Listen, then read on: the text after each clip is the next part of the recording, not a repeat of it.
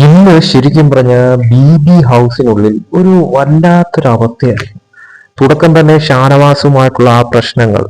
ഷാനവാസ് ഈ പറയുന്ന തരത്തിൽ വയ്യാതായി ആശുപത്രിയിലേക്ക് പോകുന്ന തരത്തിലോട്ട് കാര്യങ്ങൾ മാറിയതും അതിനുശേഷം നടന്ന ചില സംഭവ വികാസങ്ങളും ഒക്കെ തന്നെ. ഇത് ശരിക്കും പറഞ്ഞാൽ അതിനുള്ളിൽ ഏറ്റവും കൂടുതൽ എഫക്റ്റ് ആയിട്ടുള്ളത് അനീഷിനാണ് എന്നുള്ളത് 100% ഉറപ്പാണ്. കാരണം ഈ ഷാനവാസിനെ അവിടെ നിന്ന് വീട്ടിൽ നിന്നും കൺഫെഷൻ റൂമിലേക്ക് കൊണ്ടുപോയതും അനീഷിന്റെ മുമ്പിൽ വെച്ചാണ് ഷാനവാസ് ഇങ്ങനെ തളർന്നു വീഴുന്നതായിട്ടുള്ള ആ ഒരു സീൻ കാണുന്നത്. അതിനുശേഷം അനീഷ് തന്നെ ഷാനവാസിനെ പിടിച്ചുകൊണ്ട് പോകുന്നതും ഒക്കെ തന്നെ കാണിക്കുന്നു. തിരിച്ചു വന്നതിന് ശേഷം അനീഷ് ആകപ്പാടെ മൂഡ് ഔട്ടാണ്.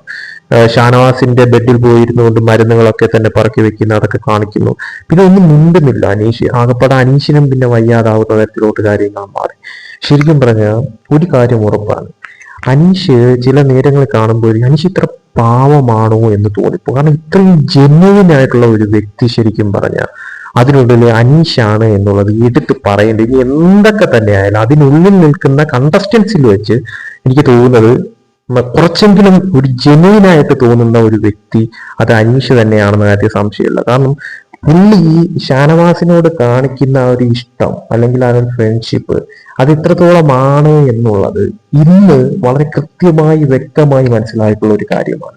പുള്ളി വളരെ ജെനുവിൻ ആയിട്ടാണ് ഈ പറയുന്ന തരത്തിൽ ഷാനവാസിന്റെ ആ ഒരു ഫ്രണ്ട്ഷിപ്പ് കാണുന്നത്. ഷാനവാസ് തിരിച്ച് എങ്ങനെയാണ് എന്ന് അറിയത്തില്ല എങ്കിൽ പോലും ഷാനവാസ് ശരിക്കും പറഞ്ഞാൽ ഇത് മനസ്സിലാക്കണം.